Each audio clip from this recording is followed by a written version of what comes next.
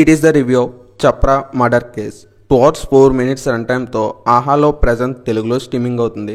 ఇంక ఇలాంటి మూవీస్ కోసం మన ఛానల్ సబ్స్క్రైబ్ చేసుకోండి. ఈ వీడియో నచ్చితే లైక్ చేయండి. ఇంక ఈ మూవీ అంతా చూసాక నాకైతే జస్ట్ అన్ యావరేజ్ ఫిలిం అనిపించింది. ఎందుకంటే ఈ మూవీ బేసిక్ స్టోరీ లైన్ ఏంటంటే, ఒక ఊర్లో ఒక పెద్ద మనిషి అయితే ఉంటాడు. ఆయన పేరు చప్రా. ఈ చప్రా ఆయన్ని ఎవరో చంపేస్తారు. చంపేశాక ఆయన ఎవరు చంపారు, ఎందుకు చంపారు అనే ఇన్వెస్టిగేషన్ అంటూ మనం మూవీ చూడాలి. ఈ మూవీ స్టోరీ వచ్చేసి ఒక ఇన్వెస్టిగేషన్ జరగాలి, కానీ ఈ మూవీలో ఇన్వెస్టిగేషన్ జరగదు, ఓన్లీ కొట్టుకోవడమే జరుగుతుంది. ఈ మూవీ అయితే నాకైతే నచ్చలేదు.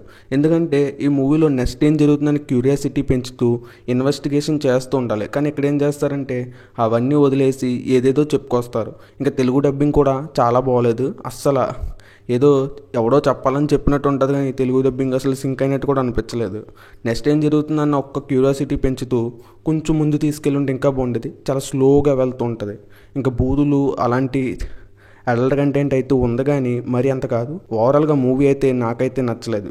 ఎందుకంటే ఇన్వెస్టిగేషన్ సీన్స్ అని ఎక్కడో చూసేసినట్టే ఉంటాయి, కానీ కొత్తగా ఎక్కడ ఏం జరగదు. ఇలాంటి దానివల్ల మనకి ఈ మూవీ నచ్చదు. అందుకని నాకైతే నచ్చలేదు. మీకు కూడా నచ్చుతుందని నేను అనుకోను. చూస్తానంటే ఆహాలో స్ట్రీమింగ్ అవుతుంది, చూసుకోండి. ఈ వీడియో కానీ మీకు నచ్చితే లైక్ చేసి ఛానల్ సబ్స్క్రైబ్ చేసుకోండి.